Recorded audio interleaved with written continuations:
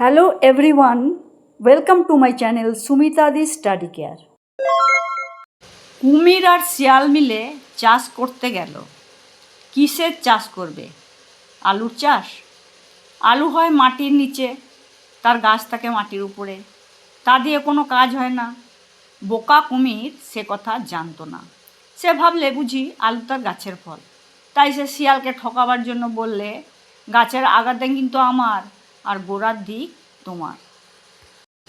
শুনে শিয়াল হেসে বললে, আচ্ছা তাই হবে।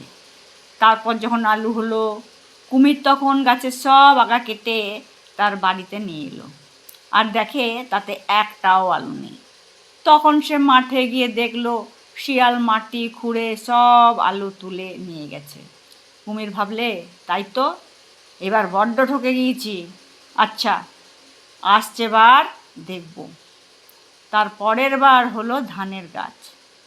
এবারে কুমির মনে ভেবেছে আর কিছুতেই ঠকতে যাবে না, তাই সে আগে থাকতেই শিয়ালকে বললে, ভাই এবারে কিন্তু আমি আগার দিক নেব না, আমাকে গোড়ার দিক দিতে হবে। শুনে শিয়াল হেসে বললে, আচ্ছা তাই হবে। তারপর যখন ধান হলো, শিয়াল সে ধান শুদ্ধ গাছের আগা কেটে নিয়ে গেল। কুমির তো ভারী খুশি আছে, ভেবেছে মাটি খুঁড়ে সব ধান বার করে নেবে। হায় কপাল, মাটি খুঁড়ে দেখে সেখানে কিছু নেই, লাভের মধ্যে খড়গুলো গেল। হায় কপাল।